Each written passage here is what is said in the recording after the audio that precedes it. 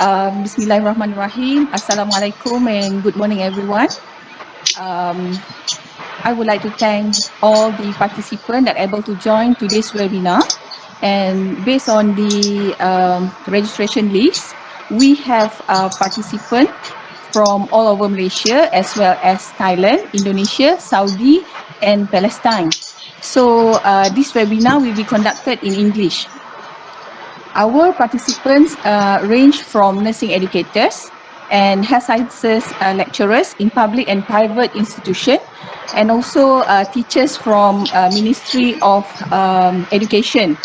And for your information, today's webinar will also available on the Nursing USM Facebook page. This webinar was organized by the Nursing Program, School of Health Sciences, University Science Malaysia, in collaboration with the Malaysian Nursing Council of Public Institution of Higher Learning Malaysia. Malaysian Nursing Council, or the acronym is MNC, is the public institution in Malaysia that offer nursing studies. The members of MNC consist of Universiti Malaya, Universiti Kebangsaan Malaysia, Universiti Putra Malaysia, Universiti Teknologi Mara, Universiti Islam Antarabangsa, Universiti Malaysia Sabah, and also Universiti Malaysia Sarawak. So before we start with this event, I have two housekeeping announcements. The first one is please mute your mic throughout the session, and if you have any question, you can post at the chat box. We will keep the question and we will read at the end of the session. The QA session will be had at the end of the session. We will pull all the questions together and then read at the end of the session. And at the end of the session also, the link for feedback will be given and the certificate of attendance will be given after you submitted the feedback form. So now I will so now start with our topic, and for the first topic, let me introduce the first speaker, Professor Abdul Karim Alias. Professor Karim is a director of the Center for Development of Academic Excellence, CDAE. He is a professor of food technology at the School of Industrial Technology, University Science Malaysia. He is a well-known speaker for MOOC and Micro-Credential and one of the panel members involved in the development of the MQA guideline to good practices, Micro-Credential. I would like to take this opportunity to express our greatest gratitude to Prof. Karim, for he is responsible for coaching and guiding nursing program throughout developing our standalone Micro-Credential and MOOC modules. Without further ado, I would like to call upon Prof. Karim to start his topic on the introduction to MOOC and Micro-Credential. Over to you, Prof. Thank you, Azlina. Sound check. Can you hear me clearly? Yes, loud and clear, Prof. Okay, thank you. So let me share my PowerPoint. Bismillahirrahmanirrahim. Assalamualaikum warahmatullahi wabarakatuh, and good morning, everyone. So, how's everyone? How are you feeling this Sunday morning? I hope everyone is feeling good, feeling very positive, and in a safe condition. First of all, thank you very much to the organizer for inviting me to talk about this topic, and congratulations for organizing this event. I think it's very important to make people understand the importance of online education and online learning. So the topic given to me to share with all of you today is introduction to MOOC or MOOC. We pronounce MOOC, not MOOC, yeah? And Micro-Credential. Don't worry if this term MOOC and Micro-Credential is alien to you. Basically, to put it simply, it's all about online learning, online education. Okay, so don't be don't feel that, wow, this is something that sounds very strange or very alien to me. Okay, it's all about online learning. Everyone is actually now quite familiar with online learning because we learn now online by watching YouTube, by reading, from the internet, even writing and reading Facebook posts. Also, is we learn something from all the various platform out there online. So online learning is not something strange actually, because we are doing it almost every day now.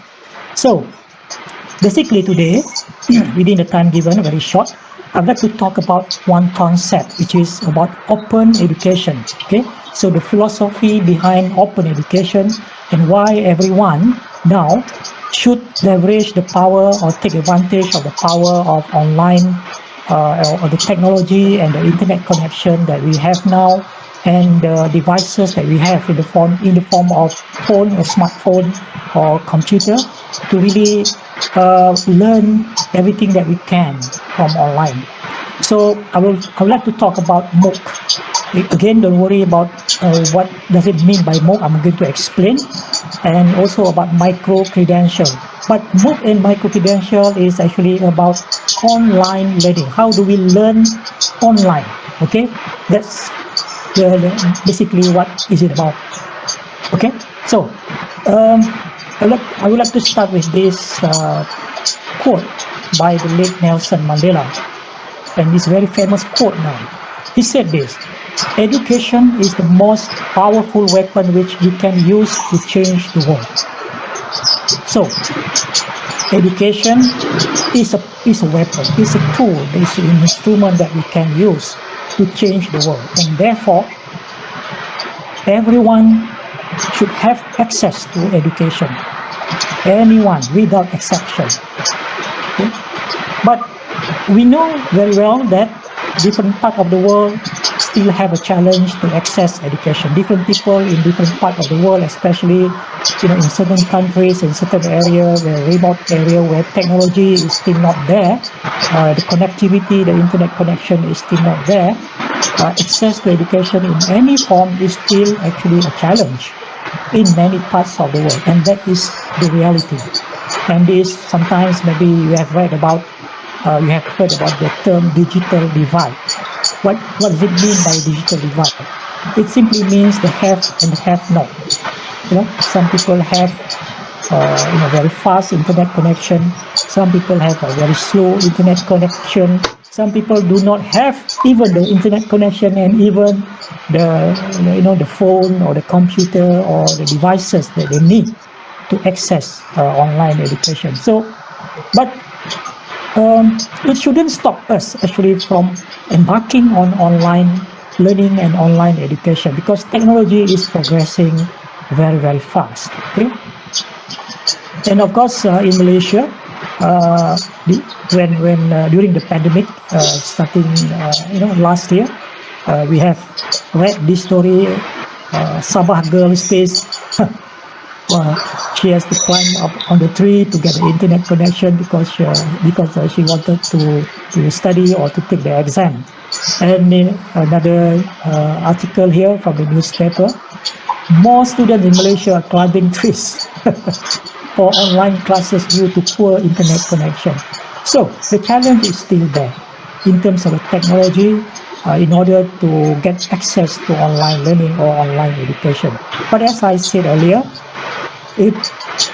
although the internet connection is not yet 100% or widespread, we will see some statistics later, but it shouldn't stop us from using whatever that we have in terms of online to utilize anything that we can in terms of learning from online. So let's see how does technology help in democratizing education? How does technology help to widen the access to education to everyone around the world? For many years, since the early days of internet or World Wide Web here, this term e-learning has been coined. Maybe some of you probably are quite familiar. So e-learning has been defined as learning facilitated and supported using information and communication technology. So the ICT is actually the main thing that drives the development of e-learning. Yeah, and over the years, since the early days of internet, yes, the early days of microcomputer, I remember in 1988, that was when I started basically my so-called online journey. In 1988, the first time I heard about email. Yeah, that's when I was studying at University of Reading in UK. I was exposed to something called email. But nowadays, email is something very common. So I would say in the 80s or in the late 80s and the early 90s, that's when actually the development of e-learning and also internet technology start to really taking place. So since that time, we can say that the e-learning 1.0, and it progresses to e-learning 2.0, and what we have now is e-learning 3.0 or online learning 3.0. If you want to give kind of a version, version 1, version 2, and version 3. So the technology has progressed over the period of 20 over years, progressed very, very rapidly. The kind of technology advancing very fast. The internet technology also progresses very fast.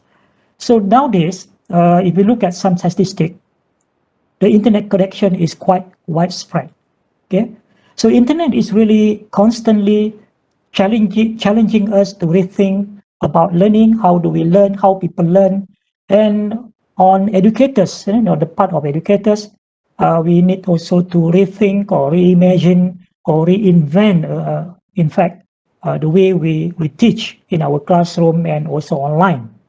So it's kind of redefine how education now looking into not only face-to-face, but also transitioning to also online and also to blended learning, where we have face-to-face combined with online. Okay. So if you look at some statistic very briefly, I'm taking this statistic for Asia Pacific region only, where Malaysia is in the Asia Pacific region. So we have about 4.3 billion. Yeah? The whole world, we have about 7+ billion population, but in Asia Pacific, about 4.3 billion, and 48% is actually living in the urban area. But in terms of mobile phone connection, can you see here, mobile phone connection, we have 103%. It means that almost everyone has some form of mobile devices, smartphone, or not so smartphone. So meaning that we have actually a very powerful device, powerful technology in our hand, where we can get access to information, if we can get access to the internet connection. And in terms of the internet connectivity, you can see here, internet users here, we have about 56% penetration. And it's just a matter of time. In Malaysia currently, actually, I think probably close to 80% internet penetration. So it's just a matter of time where we will have almost 100% of the population will have access to internet connection, and therefore we will have access to the knowledge repository, information that we have on the internet now. The question is, how do we utilize the amount of information that we have in the internet now? Okay. So in terms of active social media users, we can see here the penetration, about 50% penetration, meaning that people in Asia Pacific region, including Malaysia, are very active on using social media such as Facebook, Instagram, even TikTok now. Yeah. So there's another statistic here in terms of the total number of mobile internet users. mobile internet users as a percentage of total internet users, average daily time spent using the internet, the last one here. So you can see here another statistic, the daily time spent with media. So why I'm showing you this statistic? Because I want to give you some idea how much now people spend out of 24 hours, how much time they spend on the using on the social media, on using the internet, and what exactly they are doing with the internet access that they have. So using the internet about 6 hours 43 minutes, using social media about 2 hours 24 minutes. This on average. Watching television, we are still watching television, maybe watching Netflix, maybe listening to music, streaming, using a game console. So just giving you some basic idea of our how much we are attached to the technology now. And in terms of the usage of social media, we can see here Facebook is still very popular, YouTube, WhatsApp, and so on. Okay. So ladies and gentlemen, technology is really changing and transforming and revolutionizing the way education is delivered now. When I say education, I'm not just talking about education in the formal environment, formal education in the school or in the university, in higher education, but education here meaning for everyone, okay? Because everyone is, has the right to access education, to get education. So with the technology that we have in the form of smartphone, the tablet, the computer that we have, it is now enabled ubiquitous. We have now access to information, social network, tools for learning and productivity, and much more. So everyone now should change their mindset with what we have now. We should be a lifelong learner now, so that we can continue to learn and taking advantage or leverage the technology and the knowledge repository that we have on the internet now. So if I take this data from Digital Report 2020, daily time spent with media, we saw the statistic just now is on average 6 hours 43 minutes using the internet. Can you imagine that? Out of 24 hours, usually our office working hours is about 8 hours. So out of 24 hours, 6 hours 43 minutes, about 7 hours almost, people are using internet. What about social media? What 2 hours 24 minutes using social media in different form. The Facebook, the Instagram, Twitter, TikTok, and so on. WhatsApp, Telegram. So those are considered social media. YouTube, watching the video on YouTube. So can you imagine this? This figure actually give us some idea or a picture of how the power of technology really now changing the habits, the so-called the way we learn, the way we get information, have access to information. So this is what the term now learning on demand. Okay, learning on demand, meaning that learning can happen. We learn best by acquiring information that is relevant to us in the moment based on our current context. Learning on demand simply means we can learn just in case when we need that kind of certain kind of information, or when you want to learn certain skill, you want to learn certain concept, just in time when we need to learn, just in time we can learn about a particular thing just enough. Yeah. For example, you want to learn how to bake a chocolate cake, but you don't know how to do it. So you just go to YouTube and watch a few videos on how to bake a chocolate cake, just in time. Okay, when you need it, and just enough.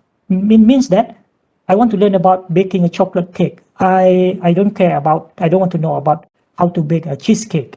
So That one, maybe I can learn later. But right now, I want to learn how to bake a chocolate cake, just enough.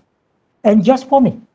Just for me, meaning that we can personalize and customize our own learning. Meaning that we can create our own so-called playlist. Yeah. If you use a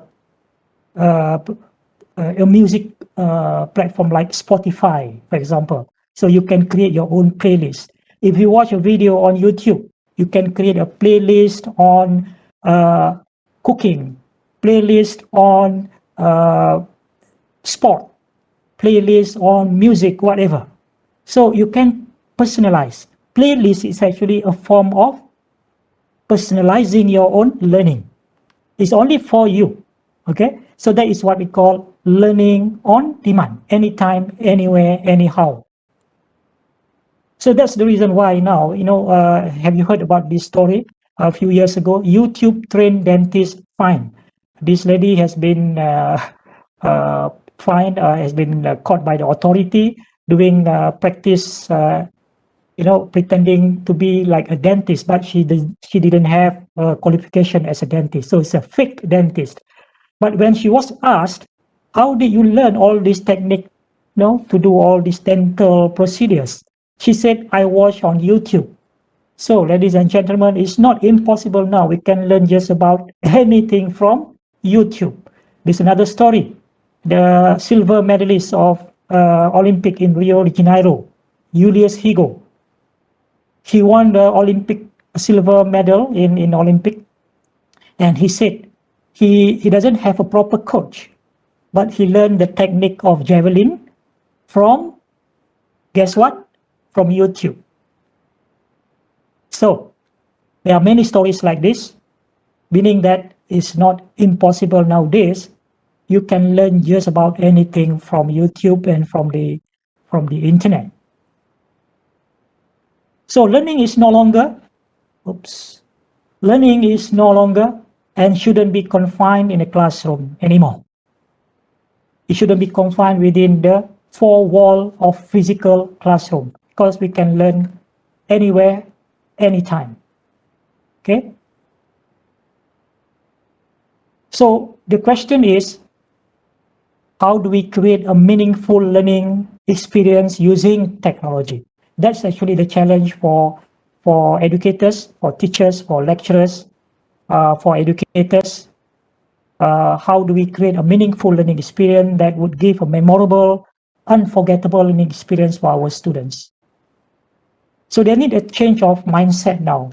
With all the technology that we have now, this is where the philosophy of open education now, come in. So this is where MOOC, massive open online courses, and now Micro-Credential.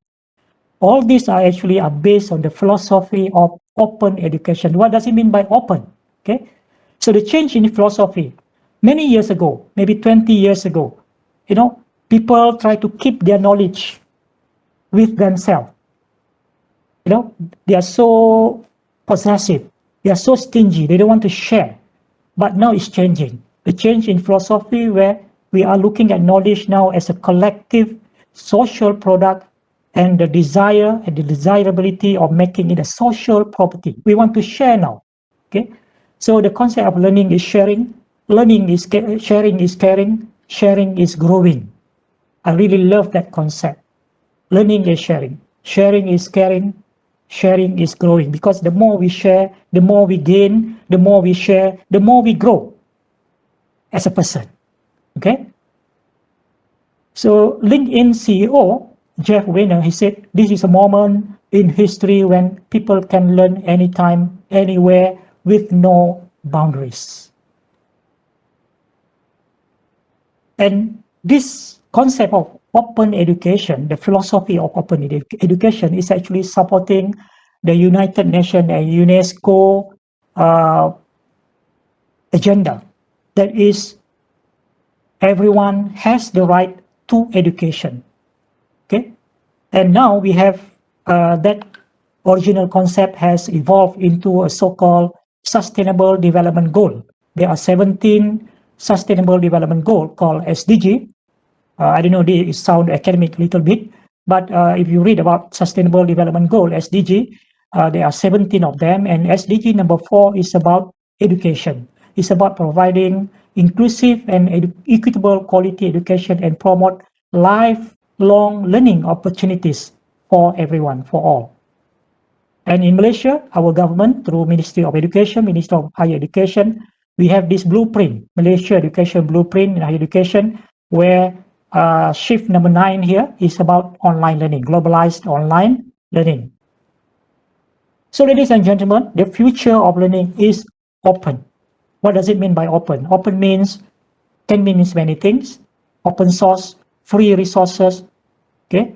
Open versus proprietary. Proprietary means, it's not free. If you want to have this book, you must buy. If you want to watch this video, you must pay. But that is proprietary. Everything is about money. But now we have also information and knowledge which we can access free. And that is where MOOC, M-O-O-C comes in. Massive open online courses. So ladies and gentlemen, because of the technology and the connectivity that we have now, sometimes we feel the world is getting smaller, because we can Skype, we can have Zoom or Webex, just like what we are having now. Dr. Azlina and the group from Kelantan there in the East Coast. I'm in Penang now, and some of the participants here probably come from different parts in Malaysia and maybe outside Malaysia as well. So we can communicate in real time. So the world is getting smaller, really. So this is where the concept of open education, reaching out global learners, delivering education for all. So MOOC, M-O-O-C, Massive Open Online Course, is actually a form of online learning where everyone can have access, free of charge. Yeah. So now, because of the openness, everyone can access education even from university like Harvard in this picture. So this actually you can find on YouTube. If you go to YouTube and search Justice 101 Harvard University, you can actually watch the whole series of lectures on the topic of justice. You can get Harvard quality education on YouTube. That's what I mean by having access to education. You want to learn about financial markets? You go to Open Yale courses. Yale one is of the Ivy League University in US. You can go there, you can learn for free. That's what open education is about. So open means few barriers. Anyone could be a player, and this challenges all providers of education. So we have so many different platforms. Platform means where you can find all these online courses. So we have like iTunes U here. We have, this only example of platform here. Yeah. So let me talk about evolution of MOOC very fast. So it started with MIT, with their MIT OpenCourseWare. And then from there, slowly it evolved into OER, Open Education Resources, because UNESCO is actually pushing for free resources called OER, Open Education Resources. And MOOC, MOOC started in around 2008, around that time. Let me check.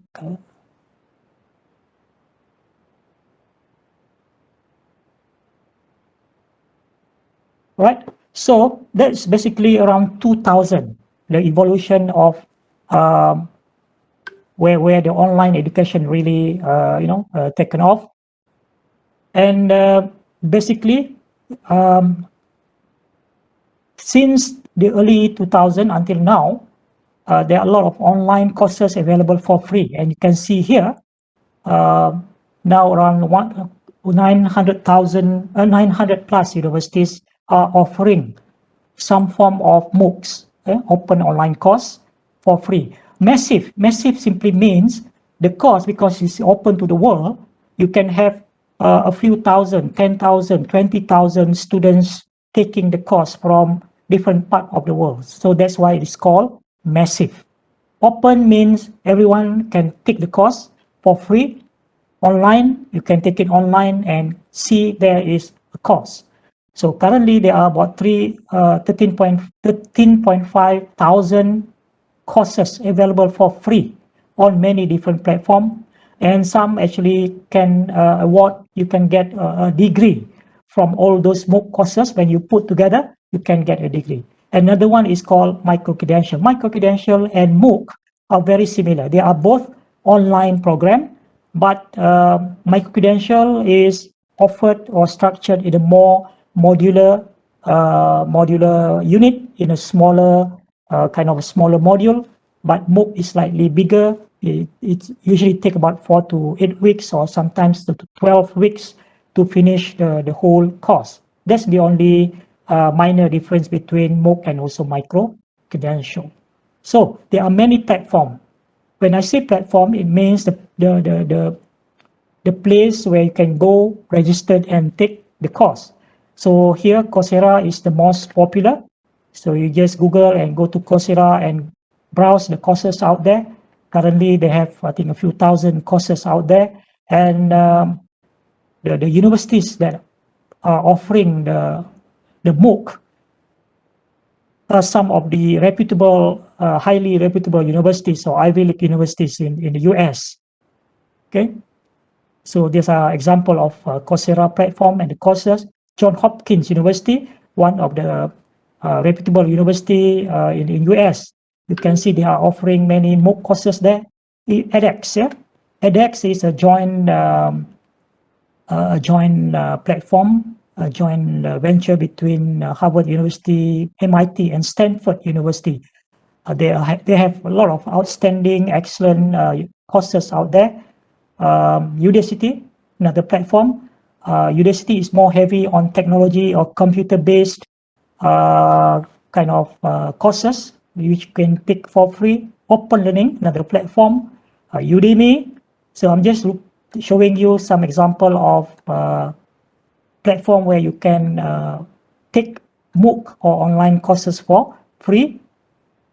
This is Thinkific, this is Upskilling Academy, this is Masterclass. So there are so many platforms. And for Malaysia, we don't want to be left behind, so we have our own Malaysia MOOC. So if you Google Malaysia MOOC, you will find, our 20 public universities are offering MOOC on this platform of called Open Learning, including USM.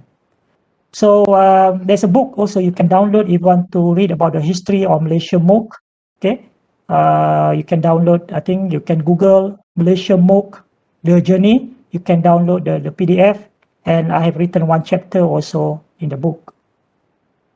So this is a MOOC platform, USM MOOC platform, which Dr. Azlina has shown you just now how to get there. You just Google USM MOOC, then you can have a look at the courses that we have.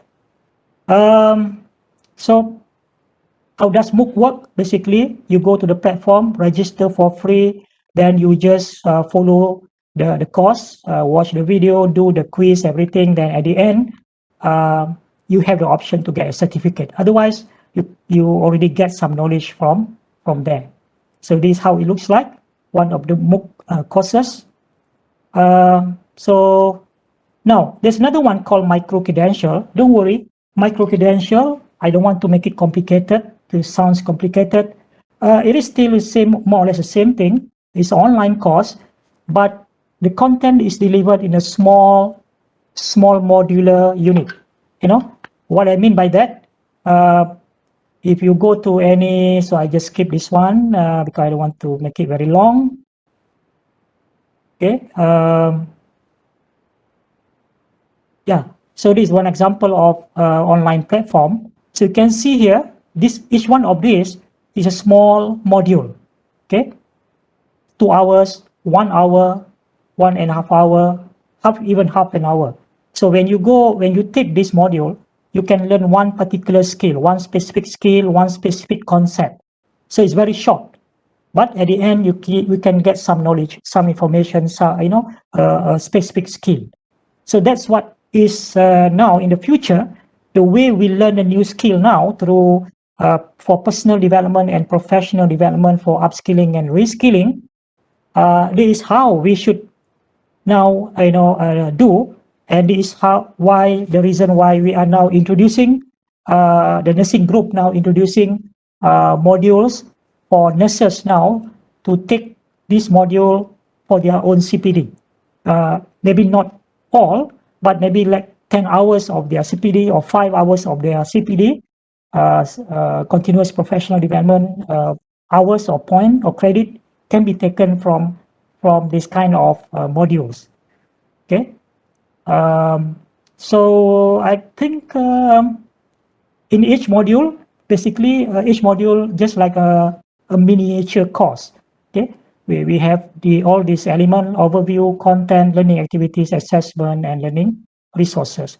Then at the end of that module, once we have completed the learning and do the assignment, whatever, you will get a form of evidence or recognition in the form of digital badge. And this digital badge will contain all the information about the module that you have completed, the skill that you have acquired, the competency that you have acquired. So you can display this digital badge on your e-portfolio or on your dashboard.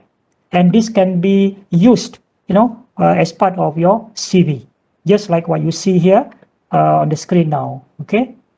So I guess I don't want to say more about this, just to give you some basic idea about what is micro-credential. I just want to go to the conclusion now. The take-home message about MOOC and micro-credential. Both are actually online course or online program that would help people to learn online, where people now can get information and learn, a new skill, get a new knowledge on their own at their own time, using learning on demand concept, very flexible. So flexible, anytime, everywhere concept. And it is the student has a total control. That is the beauty and the power of online learning, because you decide your own learning path, you decide your own learning time, when you want to learn, how you want to learn, you decide. You have total control, you have total freedom. Empowers student to be self-directed learner. So, as I mentioned just now, you are more independent. You are on your own. You can decide what modules you want to take, what courses you want to take. If you have identified your skill gap, for example, you need a certain skill at this particular time. You want to improve on certain skill. You want to upskill. So you decide which. That is what self-directed learner means.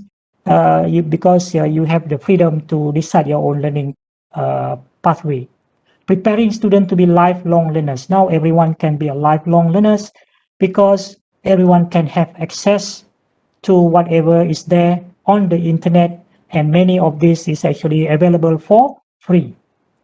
And of course, if you are a teacher, you have to redefine or rethink the way you teach now, because we are not limited to what we can do in the classroom, but now we can go out there, teach online, and not only teach 50 or 100 students in your classroom, but you can teach millions of people around the world. So with that,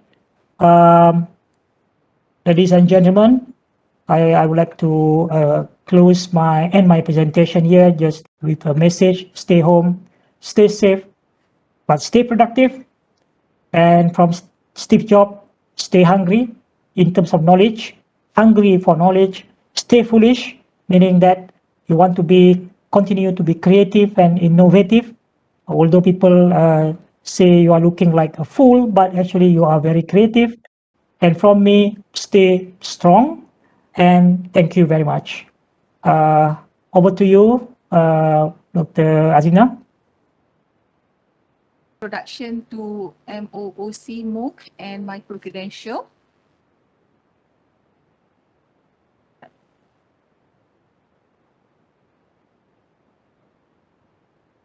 As the conclusion, especially during this pandemic, the online learning has become crucial, and the open education is on demand.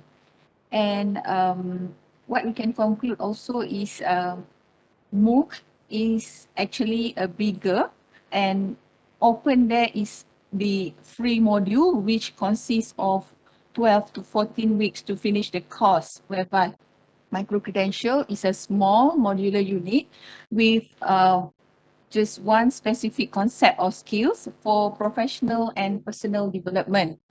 So with that, we will move to the second topic, and the title for our second topic is Steps in Developing Micro-Credential Course. And the speaker for this topic is Dr. Intan. Dr. Intan Idiana Hassan is the senior lecturer in the nursing program, School of Health Sciences. Dr. Intan is the coordinator of Micro-Credential module development for the nursing program. So I welcome Dr. Intan. Thank you. Assalamualaikum warahmatullahi wabarakatuh, and a very good morning to all the participants. Okay. Today, my presentation is all about our experience, the journey of our experience in embarking and developing the micro-credential of our nursing program. The topic given to me is the step in developing micro-credential of online courses. So in this presentation, I will be more focused as a coordinator of micro-credential and one of developer of micro-credential and MOOC. We will share with all the participants regarding our experience in developing the MOOC and micro-credential. Okay. First of all, we need to know what is the type of micro-credential. Okay, in my presentation, I will focus on micro-credential. There is two types of micro-credential. There is a micro-credential. Okay, sorry for the technical error.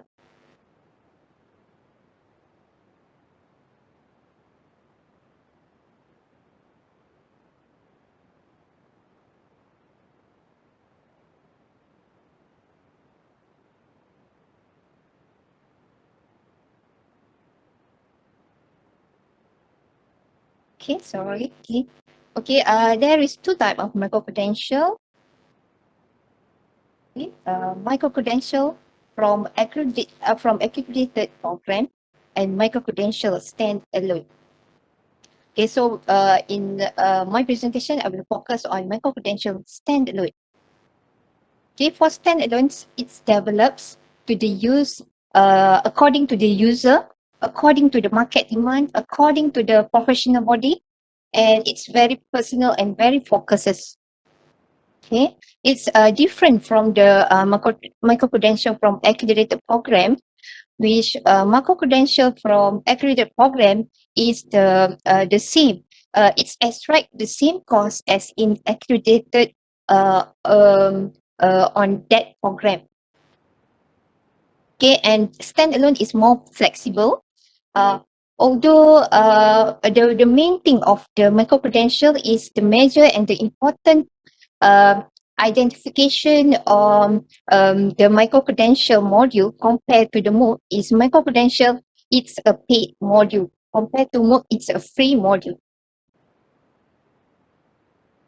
Okay, how we start? Okay, how we start to develop this micro-credential module? Okay, we would in creating an effective micro-credential module, we need to select the appropriate instructional model.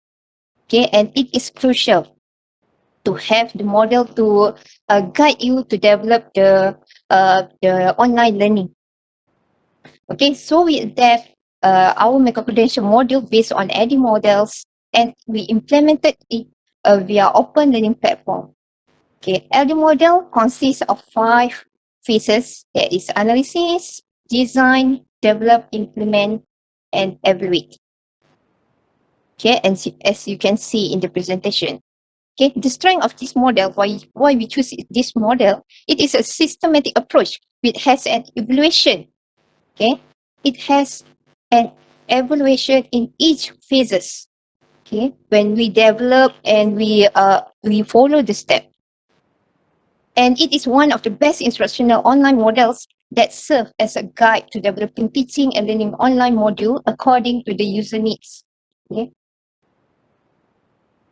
And then we design after we choose the module that we want to follow, the learning module. So we design our module development milestone according to the EDI models. As shown in the flowchart, there are outcome of each phases. Okay, and the evaluation phase will be done in each outcome or product as exemplified by the EDI model. Okay, and as you can see here, for the analysis phase, the outcome is we establish learning outcome. Okay, for the design phase, phase 2, we establish storyboard. We come up with storyboard Micro-Credential. Okay, for the phase 3, in development phase, we come out with prototype. And the fourth phase, we come out with the we delivered or implement the Micro-Credential module. And the last is we evaluate again. I will explain it detail in the next slide. Okay, for step 1, analysis phase. Okay, it is a form of need analysis to find the real problem that we need to learner or the market need. It's according to the learner or market need, what we want to analyze, what we want to produce, what we want to choose. The Micro-Credential module must be according to the market value or the market need or the user need. Okay, as you can see here, okay, first the method, that needs during the analysis phase is usually we as a model developer, we do a survey and literature review. Okay, what is the existing module have been done online, have exist online? What is our project goal? We determine first, we analyze. Okay, what is the learning outcome? What is the content module that we want to develop? Is it a practical or theory? Because we have two type of module that we create in our Micro-Credential module. Is practical and theory module. And is it a market demand? You need to do a survey. Okay, and what is the marketing strategy? We need to define it at the early stage of our developing of Micro-Credential. Is it the market value? Okay, what is the characteristic of user? Okay, what is the learning tools or the software we want to use? What is the platform? I will show you after this. Okay, do we have a team who will coordinate? Who is our supporter? And what the training need? We need to embark in this online teaching. The time, the assessment, the reviewer who will review our module, and the resources. Okay, this is the method.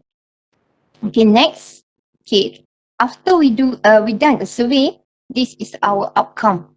Okay, we establish lesson plan and milestone, and we from this survey we realize that we have the weakness and also we have a strength. As a module developer, we must identify these two parts. Okay, so our strength is we are the content expert to develop the module, but we have the weakness of our team is we are lacking in the IT, or we can call it we are not tech savvy. So we need a training. Okay. And at this part, when we establish lesson plan for Micro-Credential, we need to evaluate. Because according to the EDI model, each phase must be evaluated by the reviewer.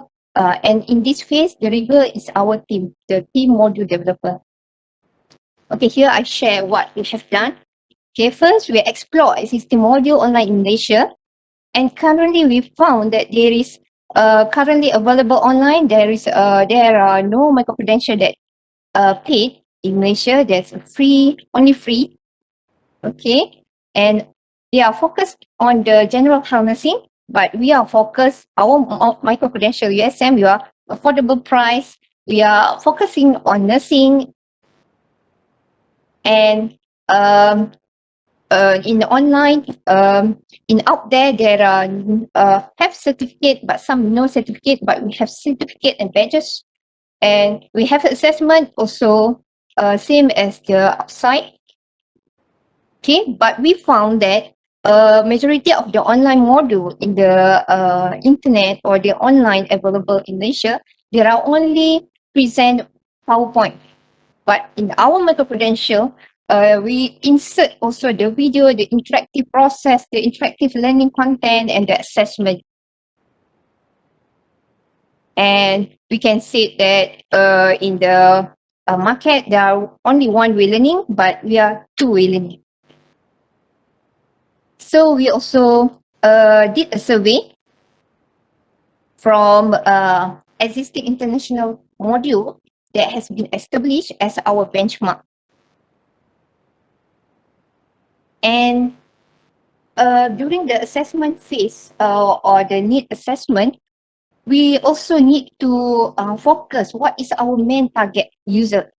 And here, our main target user of developing this module is to provide CPD point for all nurses in Malaysia, whereby this CPD point is required to apply for their IPC in each year and involves those nurses in the private sector, internal USM, and also from government. Okay. We also in nursing sector we have CPD point that we have to achieve.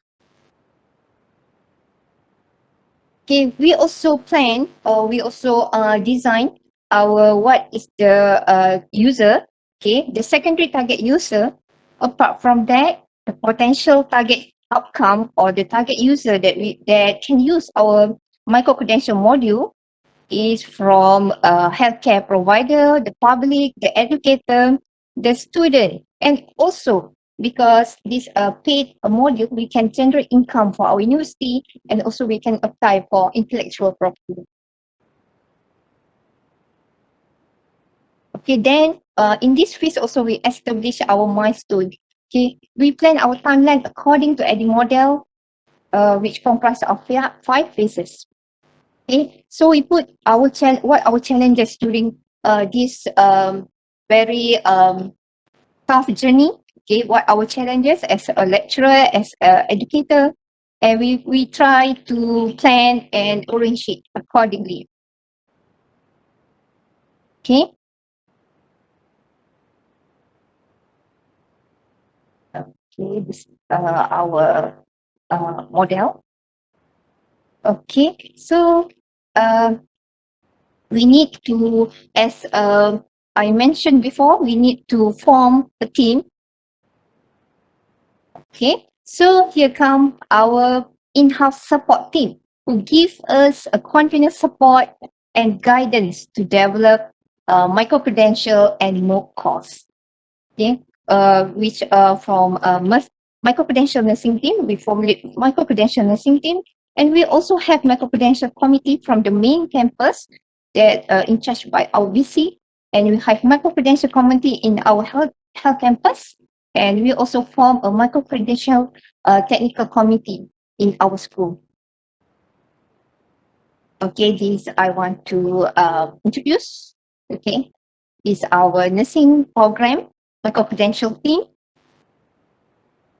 Okay, these are our Micro-Credential technical committee PPSK that being headed or facilitated by our Prof Karim, okay, who are director of CDA.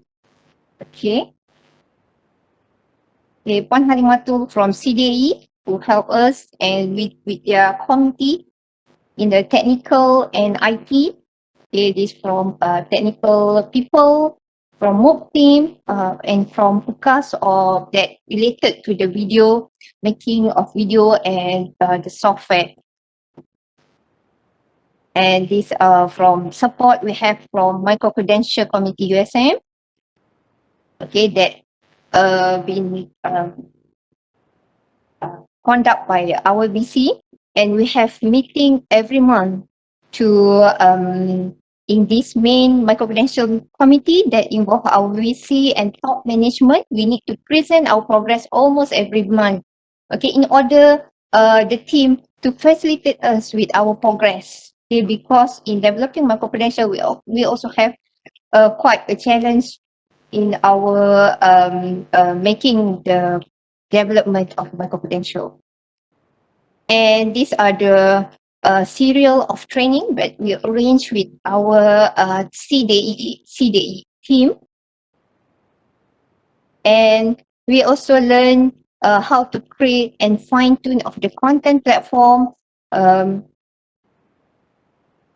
About the generally screencast, this all the software that will be introduced by my colleagues after this. Okay, we also learn about Canva, about how to give the quality of video. And for starting, we are focusing on developing and publishing our 7 Micro-Credential nursing module, which mainly focus on nursing skill and procedure. Okay, these are our theory module, and the others are more to practical. Okay, for the outcome of phase 1. Okay, the outcome of phase 1 is we establish lesson plan. This is our lesson plan. Okay, and the lesson plan in the evaluation phase. This is phase 1, and the evaluation phase the outcome of assessment phase was held and was being reviewed by our Micro-Credential module developer, and modification is done based on the review. And we also have been provided by our team, CDA team, that we lead by Prof. Karim, with the development chart, which also adapt the AD model. Okay, this is the quality assurance. Okay, then come to the phase 2, which is design phase. In this phase 2, Micro-Credential should be designed according to the outcome, okay, of phase 1. Okay, which means in this phase, the documented, okay, we have to document what we have planned, what we have analysis in terms of learning content, assessment, instructional strategy, and the outcome. Okay, we produce in design phase, we produce the storyboard Micro-Credential module. And this storyboard need to go for reviewed by the content expert, technical committee, and our team Micro-Credential. These are in-house review. Okay. The concept of Micro-Credential, we need to have three type of body in the Micro-Credential, which are content, activity, and assessment. Okay, these I will share with you all the our storyboard module. Okay. Okay, these are the content in the storyboard. We documented what we plan to put in the online learning. Okay, this another storyboard module.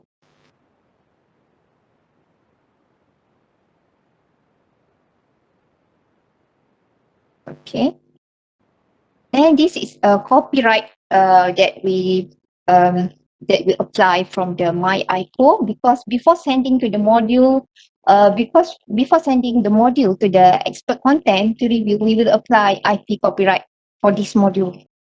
And this module will be reviewed 2 times by the content expert. And next, the third phase is the development phase. Okay, this is the process of transferring the storyboard, the documented Micro-Credential, to the online platform, and we use open learning platform. Okay, and the outcome, we develop the prototype Micro-Credential module and need evaluation also in each phase. The module, our prototype module will be have been reviewed by content expert, okay, internal, technical committee, and also external content expert, and also team Micro-Credential internal. Okay. Here, you can see that we also share the journey of developing Micro-Credential in our YouTube. Okay, the making of nursing Micro-Credential module. Okay, let's show a little bit. what the content. Okay, this is our scope. And this is how we develop or we plan according to the our content. And this is the video, how do we make the video, how we do, how we enter the studio, how we deal with the IT, expert in IT.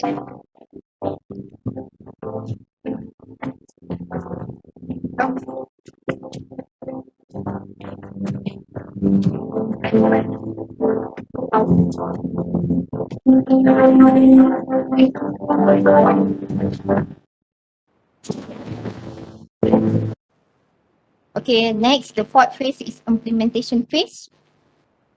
Okay, in this phase, we just implement, we deliver the real prototype module and we test. Okay, the outcome is the final prototype after we have been modified based on the review. And here we call it as alpha testing and beta testing. Alpha testing means we give to the content expert internal and external, and beta testing you use the usability test. Okay, here I share what the content of the usability test, some of the content. Okay, usability test for those users, for the user, for the target user that we use our module. What they say about the usability and satisfaction. It is for review by external reviewer questionnaire. Okay, then we also present our module to our nursing board. Okay, because this is more to nursing for CPD. Okay, last is the evaluation phase. Okay. In the evaluation phase, actually, this evaluation phase has been covered in each phase, which we call formative assessment. And the last phase, the last stage is summative assessment. And the outcome, we have a good quality control and continuous improvement of our module, and we will update the module based on the feedback. Okay, the evaluation analysis of each phase and analysis according to the module Micro-Credential. Okay, last, okay, for us, the module developer need to have instruction, okay, which are well structured, filled with appropriate learning material in order to design and develop an effective and quality of online course. Okay, and we advise also the development of Micro-Credential should have a rigorous process of development because we use it. Okay, and SMART as a guideline throughout the process should have high content quality so we can get the high student engagement and acceptable by the user and learner. That's why we choose the model of that will guide us in our development. Okay, last, if all of you of the participants have any question or want to clarify anything, we can contact me and my team. Don't hesitate to contact us. Okay, with that, thank you. Thank you very much, Dr. Intan, for sharing the experience on steps in developing micro-credential course. And as you can see that each of the module undergoing a rigorous process for quality assurance before we publish it. And for your information, our 7 of our micro-credential module will be launched in approximately 3 weeks from now, as now we are still under the process of negotiating the price and also reviewing after technical and also reviewer comment on our module. So with that, thank you, Dr. Intan. Now we come to our third topic, and the topic for this last slot is on tips and tricks to enhance course development, and it will be presented by Puan Nazirah Johar. She is our nursing tutor, and she will share her experience in developing MOOC and also Micro-Credential module. Um, like I mentioned before during our early session, her MOOC module on penyusuan susu ibu, tutorial pengajar dalam talian, have reached nearly 18K of the learners. So I welcome Puan Nazirah. Thank you. Assalamualaikum warahmatullahi wabarakatuh. And good afternoon to everyone. My name is still morning or afternoon. My name is Nazirah Johar. I am a nursing tutor in the School of Health Sciences, USM. Since 2019, it's very new to be in this academic field. Before that, I was in Hospital USM for 20 years, working as a midwife and also a breastfeeding counselor. Actually, this is a great opportunity for me to share my very little experience in developing online courses, which is MOOC and Micro-Credential. Without guidance and support from Professor Dr. Abdul Karim and also the CDAE team, I think I will not be able to sit here and share with you. So this is a sharing session, an experience sharing session, and I hope it will benefit all of you as a guide for you. These are the courses that I developed alone and also with my team. The first course that I developed is actually this Micro-Credential course. This project started since 2019, and inshallah within these 2 to 3 weeks it will be launched and will be available online, so that participants who are working in midwifery, in obstetric and gynecological area, maternity, child care, will be able to access to this course. The second online course that I developed with my team is this MOOC for penyusuan susu ibu, tutorial pengajar dalam talian. It is actually a trainer course for breastfeeding supporters, for mothers, for educators. So this course was published since October 2020, and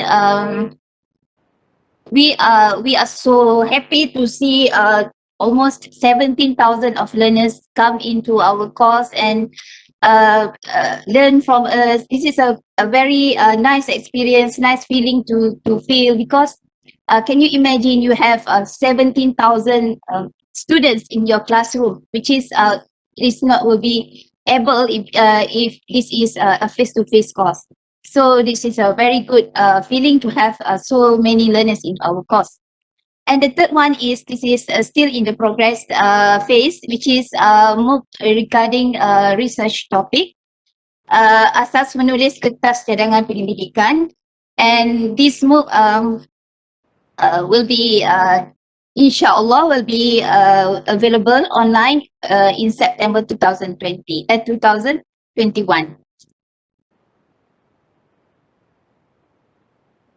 These are some of the feedbacks that we get from the MOOC. I made the decision to share this session, the 20 tips and tricks to enhance the course development, because from my if I after viewing the feedbacks, I can make a conclusion that maybe our learners like the way we present the course. So I think it is good for me to share with all of you, or maybe you can take it as a guide for you, and maybe you can follow some of them, or you can have your own idea also. Actually, this MOOC is for a CPD course, which is a continuous professional development course. So it's quite different from an academic course, because a CPD course is for practitioner or someone is a professional want to have their continuous learning. Okay, these are the 10 tips and to develop a CPD online course. I will start this session by sharing these 10 tips. This course is developed for CPD and slightly different from academic. Actually, the setting of the course is quite similar. One of the different is the assessment part. For academic courses, we must follow certain level of taxonomy to assess learners' mastery of content. Whereas in CPD course, we can we can make the assessment part as a one of learning activity for the course. Motivation is what gets you started. That's why if you want to develop our own course, we have to get motivated. The first thing is set your target and explore. What is your plan? What is the topic that you plan to do? When you want to start the project? Who is your target audience? Which platform you are going to publish your course, and how are you going to present your contents? So we have to have some idea. In order to get that idea, we have to explore. We have to go and search on in the internet all the platforms that have been mentioned by Prof. Karim, and we can learn from them. The second one is sign up to any courses. It is to generate idea for your course. Don't be hesitate to sign up for MOOC and Micro-Credential courses that are available locally or internationally. Besides looking for an idea, we will also learn something new about the subject. Writing an online course require elements such as creativity, interactivity, communication with learners, and etc. Different developers have different styles. Choose one that suits you. Number 3 is copy and paste. This word may reflect negative action, but if we do it with some modification, we can call it kaizen, the Japanese word that means change for the better. Do not copy their contents, but copy the way they present their content. Sorry? Alright. Copy the way they present their content, the way they provide the activities for their learners, and etc. So we can take one or two courses that we can imitate. Try to do something that they have done, especially courses that have so many learners. Okay, these are some of the courses that I have signed up, and I learned a lot from them. The most thing that I learned a lot is from this a course provided by Learning for Life. From openlearning.com. So they provide us with courses that can give us an idea how we can do with our course. Okay, second tip is choose your topic and get your team. Okay, choose a course topic that's familiar to you. We are the expert in our field. With years of experience and lots of knowledge, we could choose any topics that could be delivered best. A topic that we often talk about would be the best topic for our course. We will have more ideas to elaborate on the topic. For example, I always talk about breastfeeding. I always serve patients regarding the breastfeeding problem. So I choose breastfeeding for the first course of my course because I have ideas what to share with public. The source of the topic selection may also come from the content of books or published materials that we wrote before. So we convert all the text into the something that can be seen in online course. Number 2, we can get the topic from our lecture from content of our lecture notes. So we teach students about so many things and pick one that can be shared with if you want to do a MOOC or Micro-Credential for academic, then proceed with the lecture topics. Number 3, content from your research finding. Most of us normally has their own research, so they have findings and they want to share the findings with the public. So we can choose the topic create a topic that could be a catchy topic so that people will come and learn from you. And number 4, topics for health education. I'm sure some of our audience is a nurse. So as a nurse, we are treating patients every day and we want to educate our patients. So this is one way of providing information, sharing knowledge, skills through creating an online course. Okay, get your team. Get someone else involved. Team up with other experts, or you can work alone. Okay, this is my first team, which is Professor Madya Dr. Zahara Sulaiman and Dr. Tengku Alina, Tengku Ismail from School of Medical Science, Dr. Nurani Muhammad from School of Dental Science, and I'm from School of Health Science. And we are from Health Campus, USM. And the next team will be Dr. Azlina, Dr. Intan, and Dr. Hasma for the next team. So what is the advantage of having a team for your online course? It will make your course stronger in terms of ideas and collaboration and contribution. So it will be better. But if you think working alone is better for you, then no problem. Because I developed my Micro-Credential course alone. So I can finish it on time. Tips number 3 is start to plan. By failing to prepare, you are preparing to fail. Write your lesson plan. Choose any templates for the lesson plan and write your plan for the whole course. As what Dr. Intan said just now, we have storyboards. We have gone through all the process. Lesson plan is the starting part of the phase, and we should have a lesson plan. If you like to work with mind mapping, then go ahead. As long as you can get the ideas in your head on the paper, then you can do whatever you're comfortable with. So this is the example of my lesson plan, which is I plan here what to be included in my case in my course. Then plan what page, what content I will include, and what methods of delivering the content should I choose. Okay, number 4 is get started. Start to move now. The secret of getting ahead is getting started. Maybe after this webinar, you should think of something for your own course. Okay, get started. You can refer to Dr. Intan, the steps of developing the courses, but as a summary or conclusion, the important thing that we have to have in mind is we have to have our lesson plan.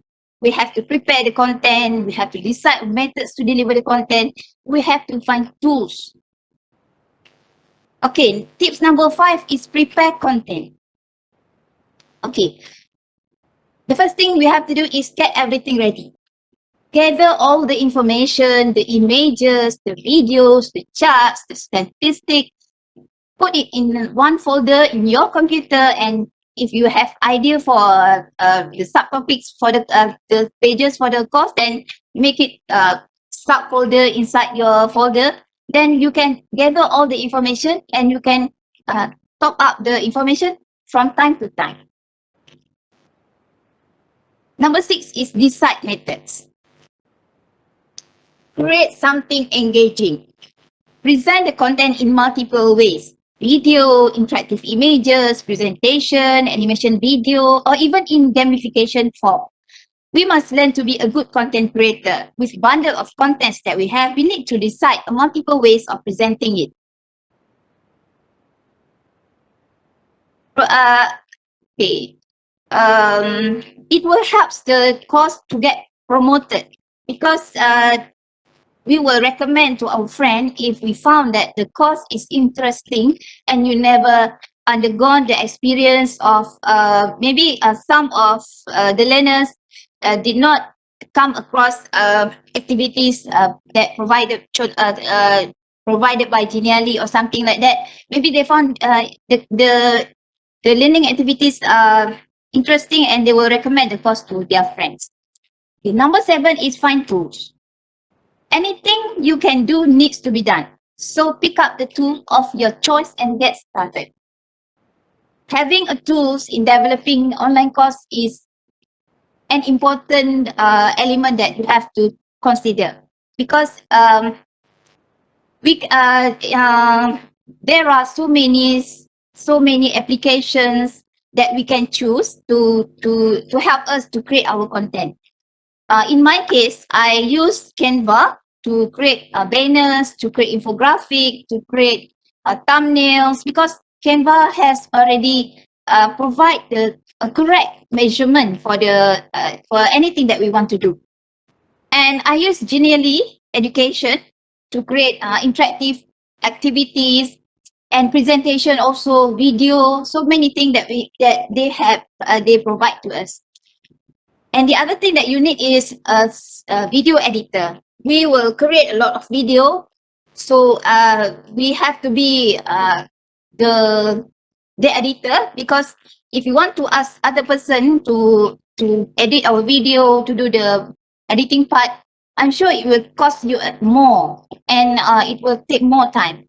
And I use Doodly to create an animation video, Design R to convert an ebook into flipbook to make it more interesting, and I use teleprompter because while recording talking head video, we have to have a teleprompter set so that you just like in the news, the pengacara, I mean the news reader will read to the teleprompter, so we can see the fluency. So it's good lah. So we have to have this kind of things, teleprompter. This is an application that we can download into our phone.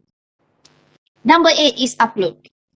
Okay, upload all content in Google site. So we have already the contents, we already create the content, and the thing is now we have to download it somewhere so that we can make sure we can see the flow. Okay, anything else that we have to include. So we can use Google site. It's free if you have Google account.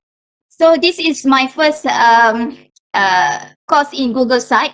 Initially, this Micro-Credential will be initially I want to create this course in English, but finally it turns to be in Malay. So this is in Google site. We have also menu up there, and also in Open Learning there are menus also. So it's quite similar. Okay, number 9 is overall review. What is overall review? Okay, we have to do some review. We all need people who will give us feedback. That's how we improve. The first thing is self-review. But if you want to do to create a content, just go and create. Don't review every time, because it will waste your time and it will distract your focus. So just create and go back and we can review. Peer review. We can ask our friend to review all the contents that we created and listen for their comments. Expert review is very important, because it will help to increase the quality of the course. And QC team review is the review from organization to make sure that we abide with the rules and regulation of the organization. So number 10 is get published. The successful get published in a platform such as openlearning.com, Udemy, and etc. Make it available for the public is an achievement for a course developer. The next step that we should do is to promote the course to our target audience. If we do not promote the course, no one will know about its existence. Whereas people are looking for online courses, especially during this pandemic situation. If we create a MOOC, a massive open online course, normally it will be free to join. This will be our contribution to the community. And we are also increase the visibility of our organization. If we develop a micro-credential course, some charges will be applied, and it will help our organization in terms of income generation and also visibility to the public. Okay, I have finished with all the tricks. Now we will go to the 10 tricks to sustain learners' attention in an online course. Okay, why we need to do something interesting for our course? Because it is not easy to complete an online course. From my own experience as a learner in an online course, it's very difficult to complete all the requirements to finish. For example, in our MOOC, there are 16,900 learners plus learners. Only about 16,000 of them completed the course. So this is the graph, the statistic. So still, a lot of them are not able to finish the course. So that's why we need some tricks to make them sustain in the course and finish it. I'm very sorry for the. Actually, I plan to share both the slide and also the platform so that it will be easier for you to see what I'm going to share. Okay. The first trick is talk to the learner. Okay, I will show the what do I mean with talk to the learner. Okay. Actually, in creating an online course, we have to have communication with the learner. So the first thing is we have to use the a good sentence to welcome them to our course and give instruction to them so that they will be so that it will be easier for them to go through the course. So the first thing is we have to welcome the learners and also give instruction to them properly so that they will understand. We have to have banners and thumbnails. Okay, this is the banners, and we can use banners for each pages. I learned this tricks from openlearning.com in their course, the world class course. In each pages, they provide a banner so that our learners will know what is the page is about. Okay. This is a banner for each course, for each pages. So they have banners, and these are the thumbnails.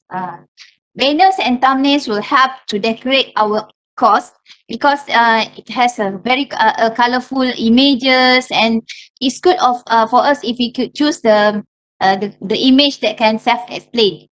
Okay. Trick number 3 is okay.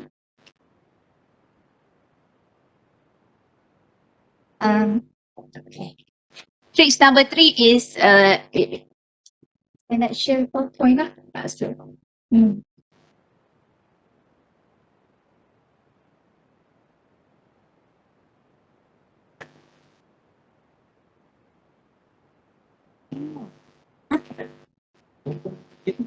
Ada. Ni PowerPoint. Apa tadi? Apa? Saya tak ada. Okay. All right. Okay. So sorry. We didn't expect this problem. Okay. Number 3 is create interesting videos. We should have multiple ways of creating videos. We have to record talking head videos, record our own talking the video in the video. Okay, we can use the animation videos, slideshows, and everything. So it gives different types of delivering our content. Okay.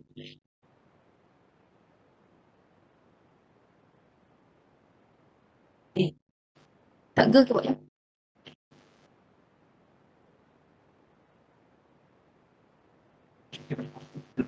Okay.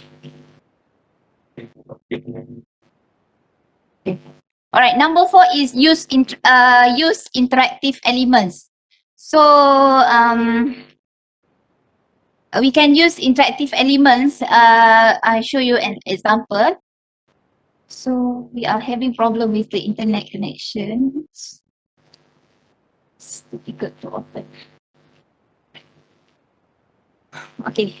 This is an example of interactive elements that we can use in our course. For example, this is an interactive image, so we can hide videos, images behind this element. See, right? Okay, sorry for the technical part. Okay, this is one of example of interactive elements that we can use in our course. We can hide images, videos behind this element. All right. And number 6 is we have to create a platform to for communication with our users, with our learners. Okay, this is an example of a communication that we can provide. We have to put a column inside our page so that we can communicate with the learners.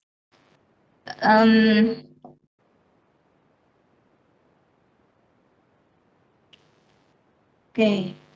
All right. This is a platform that we can put inside our course so that we can communicate with them. So put some sentences here, and the learners will give their comments and their feedback. So if you want to talk to them, you can reply their comments from here. Okay.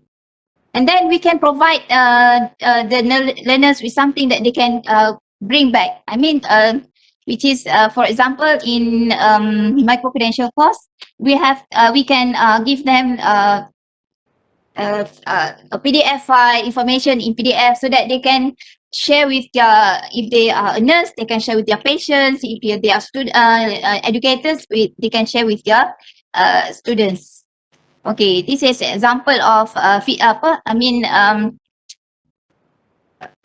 materials that we can give to them. All right. So they can download this material so that can be used offline without have to open this course.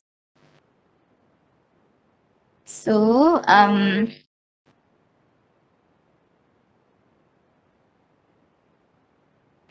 sorry for the delay.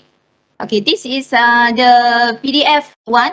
So if they want to read the books inside the course, they can open the flipbook, and they also can have the PDF so that they can use offline. Okay, the next trick is we can give them a copy of our course. This can be done through creating an ebook. Creating an ebook is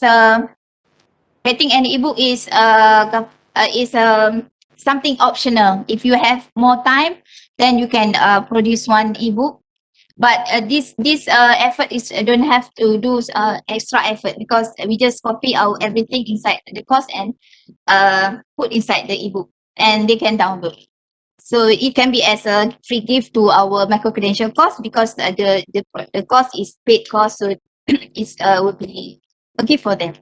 So I think that's all for my sharing. I'm very sorry for the technical problems. Everything that we have shared today, we have included in our ebook. If you want to know more and more details about this explanation, you can you can buy the ebook and get all of them. With that, thank you very much.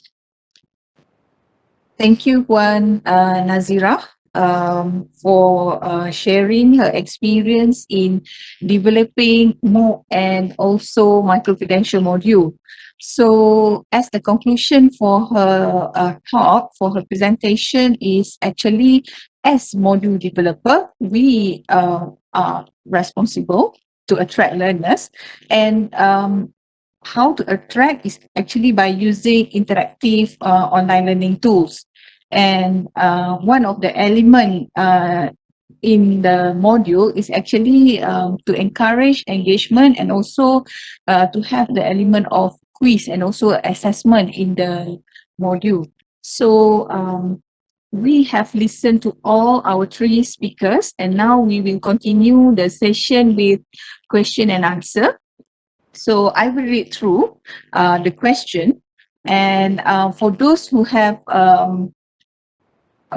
who want to ask verbally, they can ask. They can unmute their speaker and ask the question. While waiting for that, I will read the question and I will post to the appropriate speakers to answer this question. Okay.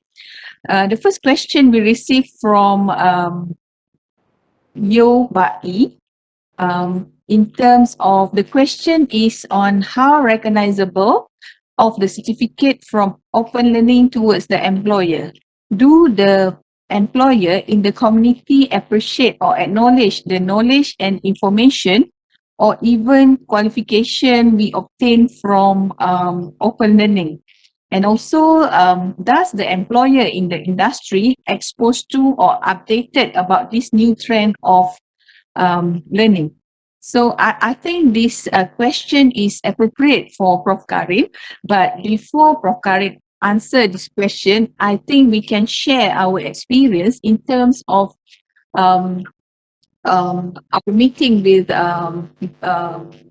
Lembaga Jururawat Malaysia, whereby they know about our standalone micro-credential and they know that we can claim this CPD point in our yearly renewal of the annual practice certificate. So that's how actually the stakeholder recognize this online learning thing.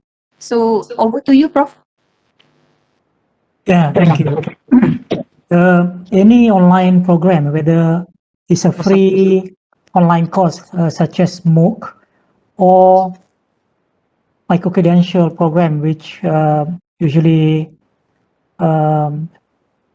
not free, it depends on the purpose of the program, because people can take it for their own personal learning or personal development.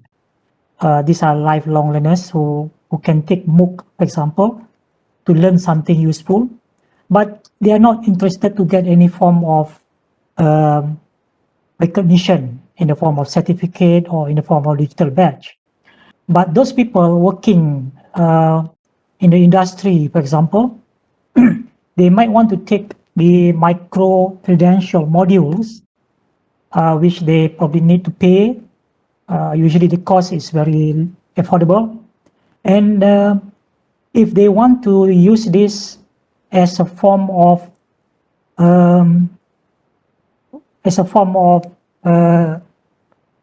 CPD or continuous professional development that the employer would recognize, then the employer has to work together with the program developer to endorse, to recognize and endorse the program. In the case of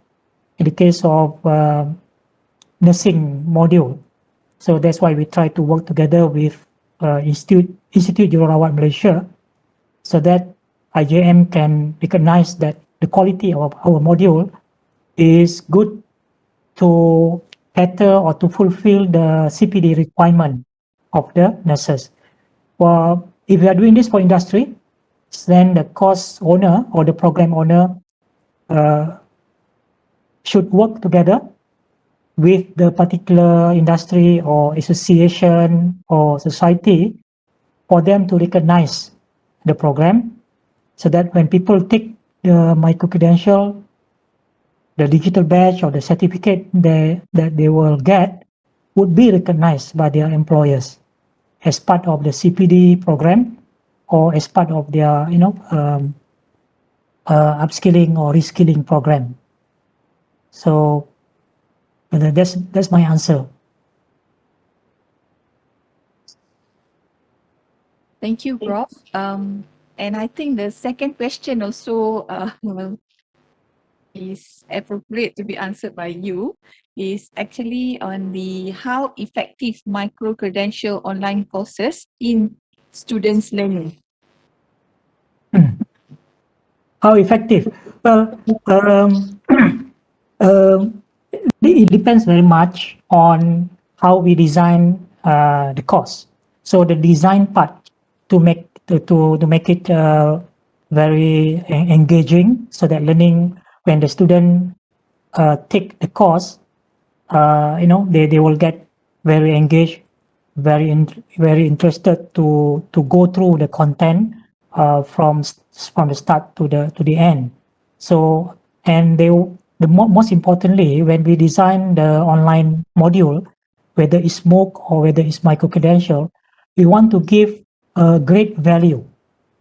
So, for example, the Micro-Credential, let's say you pay like 50 ringgit for 1 hour or 2 hours module. But once we have completed the module, the student really feel that they have got a real value. They learn one particular skill or one particular concept that they can apply directly in their own job, their own work, and they feel that they get the value for money, the value for their time investment. So it depends on the course design and also the motivation of the students themselves. If they are motivated to take the course because they want to learn something, they want to improve their skill, then they should be able to finish the course successfully. The good example that I can share with all of you here, a few years ago, I wanted to learn how to do stock trading. You know, stock trading, you can buy the stock in a bursa saham. Then, you can do a short trading, like today you buy, then tomorrow you can sell. I don't have any knowledge. I had zero knowledge on stock trading. So what I did, I took 4 or 5 courses online, and it took me like 3 months to complete the courses. Then after that, I did a few trading successfully. So in this case, I am highly motivated to learn. Nobody forced me to learn. So I can complete the whole 5 modules successfully. And of course, those courses that I took were very well designed. So I got a great value. I got great value from those courses. Okay.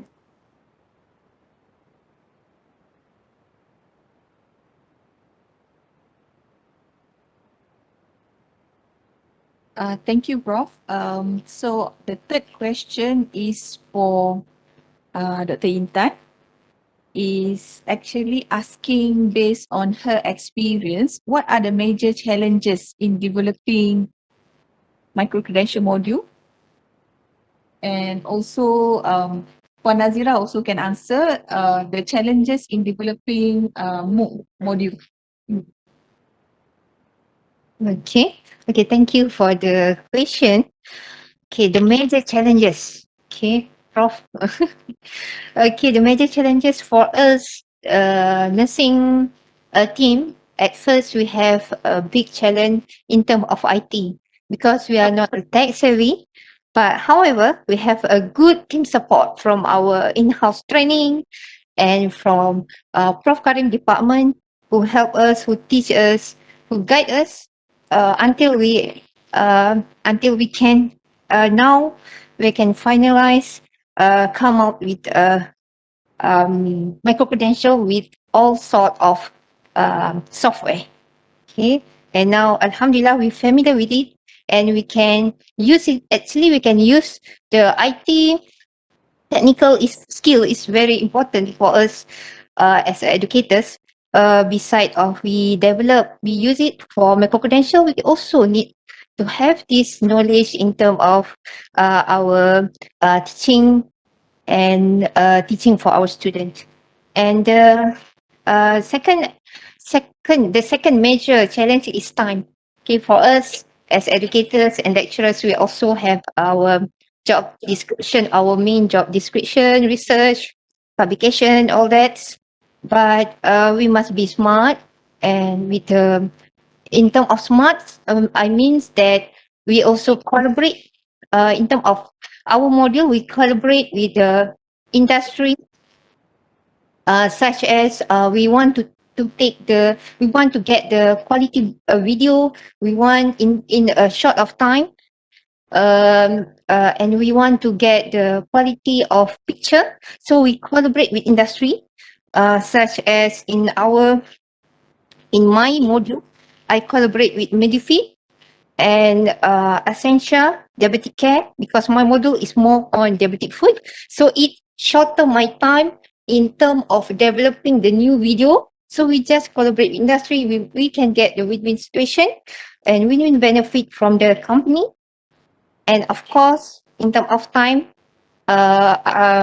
we are so lucky because we have a great support from our management and our team.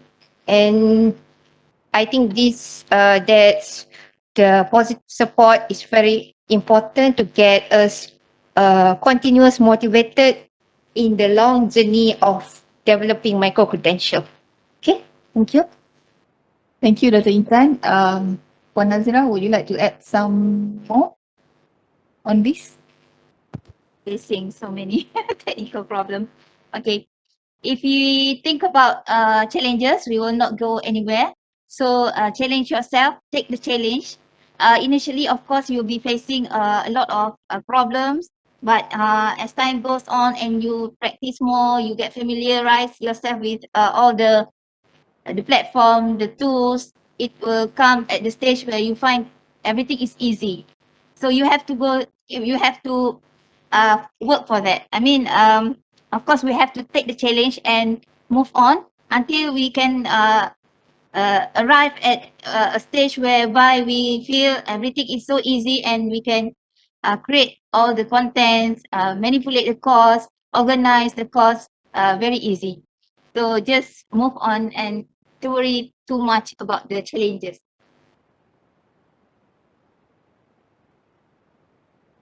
Thank you, Puan Nazirah.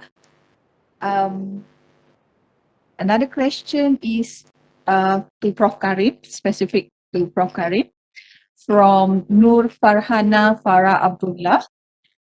Are micro-credential worthy? ILKKM not implement the micro-credential course yet due to certain limitation. Example, our teaching and learning involved with certain technical skill which the student need to attend physical to obtain the skills. As I know, Prof had shared from previous slide, this skill can learn from YouTube, fake dentist. However, to produce the efficient student which can function well when they distribute to all clinic. Can Prof share how to overcome this limitation? As I know USM had used this platform, even though the course involved with technical skill. Well, the answer for that, we can design any online program, whether it's MOOC or whether it's micro-credential. Those with technical part, hands-on, practical part, which we really need a proper, proper hands-on, then we can design it as a hybrid or blended program, which means that for the theory part, the knowledge part, we can deliver online in the form of micro-credential module. So the students can take the theory part online at their own time, so very flexible. But for the practical part, we can have them to do it on site, maybe in the hospital or in the lab or anywhere where they will come and we can have a face-to-face normal kind of practical or lab or clinical kind of things. So the answer is we can design it as a blended learning program. And that can still save a lot of cost, a lot of time. Yeah, because when the student come for the practical part, they already have the theory. They already have the theory, or maybe they have completed part of the theory online. So when they come, they just focus the time on doing the practical. So we can ensure they will learn the right technique, the right skill. Yeah. Okay, thank you, Prof. Another question is for Dr. Intan. Is based on the experience, how long it will take to complete one module or one course from planning stage until launching?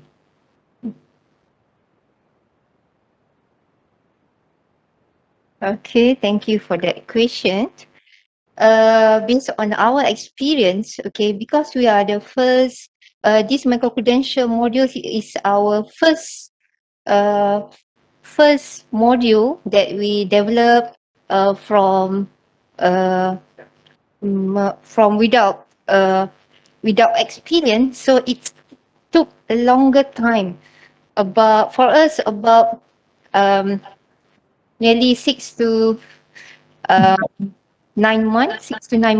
However, because there is the challenge is because there are pandemic in during our development that's limit our time to go to the studio, and also we have because we are at the beginning we are not well versed with the technical part with the software, so we need the help from our IT department, and we need to because we do it in a team with 7 micro-credential, so we have to queue list with to go to the IT office. That's why it took longer, more than 6 to 9 months. However, we have a second version of Micro-Credential that we continue to start more Micro-Credential in this year, and we found that we can make it shorter time within 2 to 3 or 4 months. With the condition is we do it by ourselves. Okay, because we have equipped all the knowledge of technical. We know we are familiar with all the software. We can choose what the software that we are familiar and we are expert in. When we develop the Micro-Credential by our own, we need just a little help from the IT, and we also have a mini studio here that have just developed by our department. So I think we can proceed within 2 to 3 months, can proceed with one module. And also, I think the micro-credential is different within the MOOC, because micro-credential, we need other people, we need the external people to review our module. So it's also depend of the reviewer. If the reviewer take longer time, so the time will be extended. Compared to MOOC, it's a free course, so depend on the module developer, and it is more, I think, flexible compared to micro-credential, because micro-credential, we want to sell it in the quality and according to the quality control and quality assurance. Okay, thank you. Thank you, Dr. Intan. Next question is actually on how to calculate student learning time, SLT, based on the credit unit of the micro-credential and MOOC content. Prof. Karim? That's that's quite academic kind of questions. Maybe we don't have to give details now, but there's a guideline. You can actually we provide a guideline for free if you come to our website cdae.usm.my, yeah, cdae.usm.my, and you will find a page on micro-credential. You will find all the resources that you need and can download, because we provide free for the public. And there is a guideline. There are many guidelines and even template that you can use, including the guideline how to calculate the SLT, and you know how to structure your course based on the credit hours and to comply with the SLT. We are talking about academic program here. If you are talking about CPD course or professional development course, non-academic, then you don't have to worry much about SLT. You can still use it as a guideline, but it's not rigid. It's not rigid. Only for the academic program or academic course, because it's an accredited program. then you have to comply strictly. So there's a guideline how to do it, how to calculate. Don't worry, it's not that difficult anyway. So meaning that if it is for academic purpose, then we should adhere to the Yes. but like for example, like our module is for the professional development module. Normally, the simple calculation is 1 hour of learning is equivalent to 1 CPD point. Yep. Roughly is calculated like that. Yeah. It's quite simple. All right. Okay. So the next question is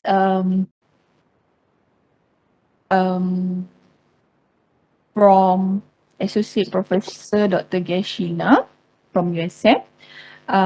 She would like to ask on the how many tools or apps do we need to know in order to develop micro-credential topic?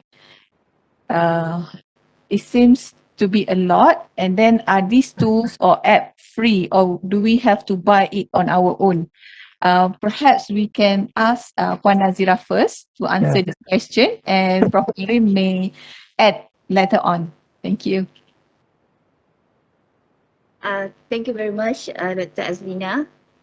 Okay, talking about my experience in dealing with the applications. This is something that we are the one who made the choice. If we want to, for example, we can choose the application that can provide us many things. For example, I'm not promoting Canva, but in Canva you can do everything.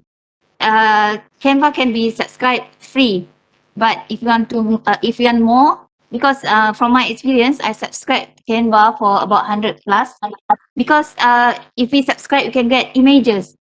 It's very easy for us to get images that is have no copyright issues.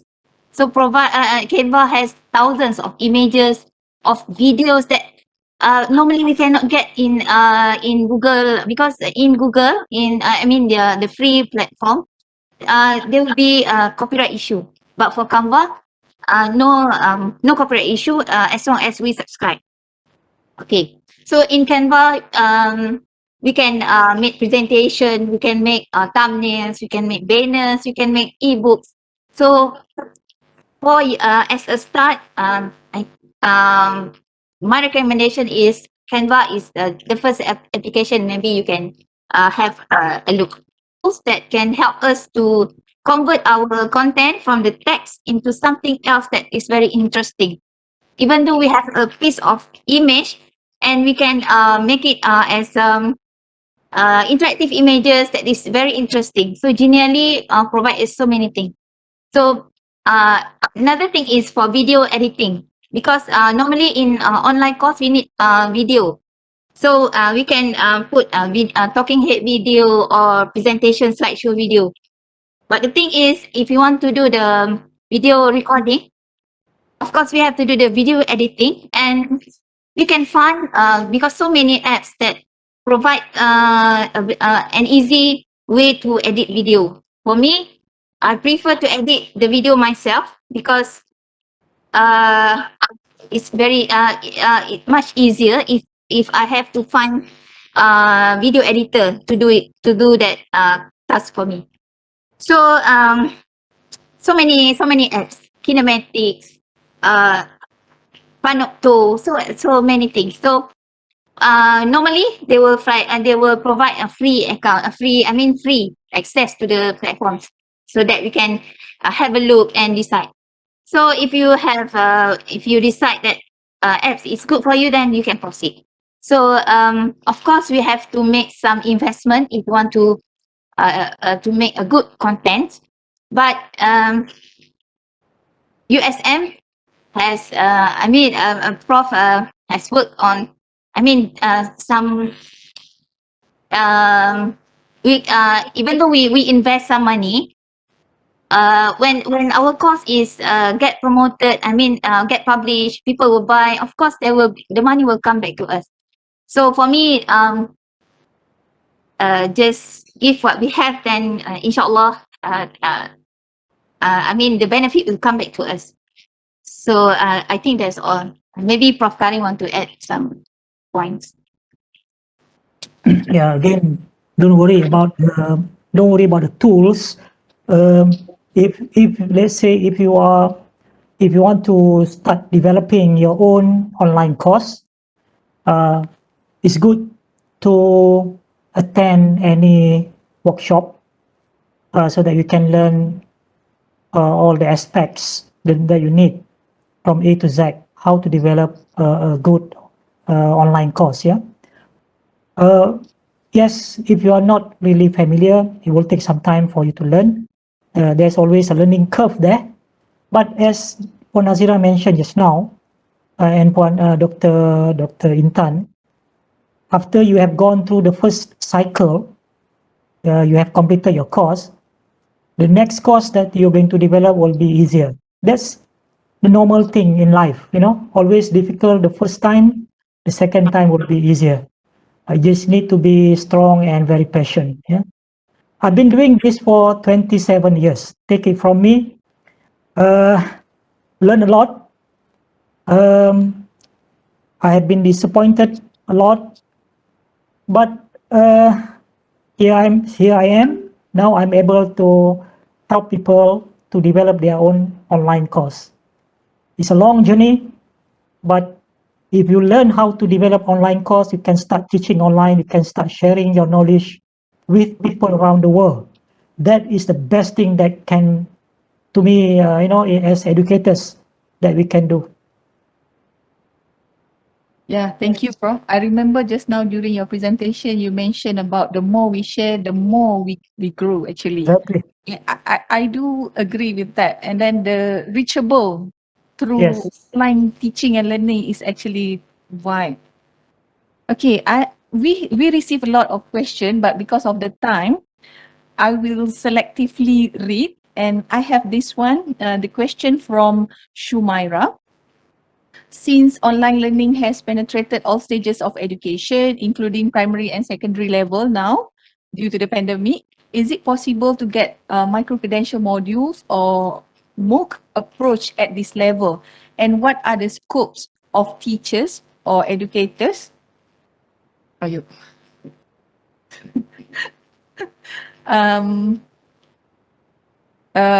In facilitating students in online learning. This is also for you, Prof. It's already happening, I think, although it's not yet widespread. I think more and more teachers now, because of the pandemic, somehow they have been kind of forced to go online. So they have already some skill with online, but of course, still a long way to go, where they need to learn a proper way of conducting online course, whether it's live like what we are doing now, or developing an online course where students can take or can go through the course without the teachers being there. That is what we call asynchronous, But it's already happening. But still, to me, there's a lot more that the teachers can do. So don't worry. I think the next 1 to 3 years, you will see more and more teachers in Malaysia to develop their online course, whether in the form of MOOC, which basically we provide free, or they can create a small modular unit, and and they put some nominal fee for student. I foresee, my prediction is 2022 and beyond, we will see more and more content in the form of online course, online module, micro-credential, to be offered and created by teachers themselves. Yeah, so that's what's going to happen. Thank you, Prof. Another question is on how do you decide which module for MOOC or micro-credential? I think this one, Prof, already explained during your talk just now that MOOC is actually a bigger scope whereby they have at least 12 to 14 weeks to finish the module. And Micro-Credential is actually a small modular unit. So it depends upon the content for you to decide whether you go for the Micro-Credential or MOOC. Okay? Correct. I'm answering that question. Okay.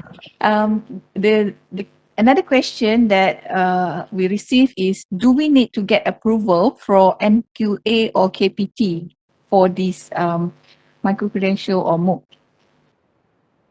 For Micro-Credential, if you if you offer Micro-Credential program from based on the accredited academic program, then you have to notify.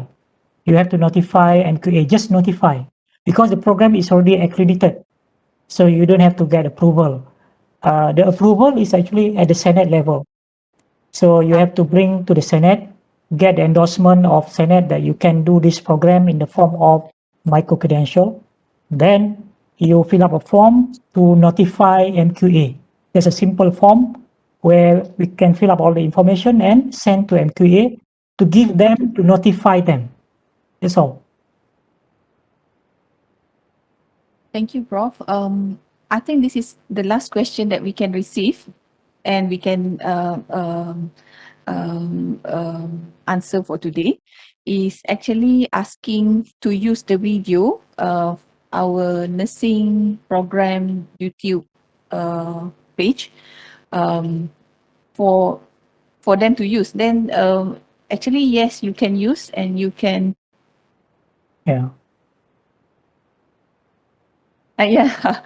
Dr. Intan said, please subscribe and follow our YouTube page.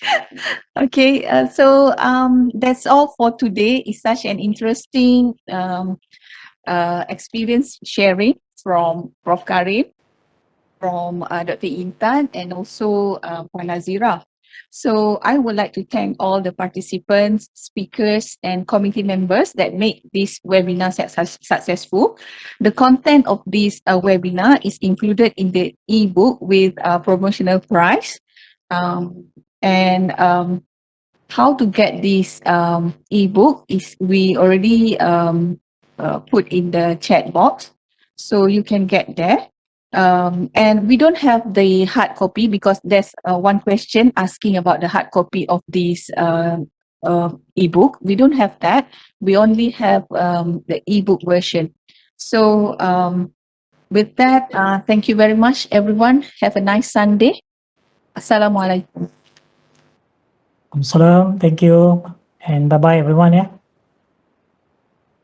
Bye-bye. Bye.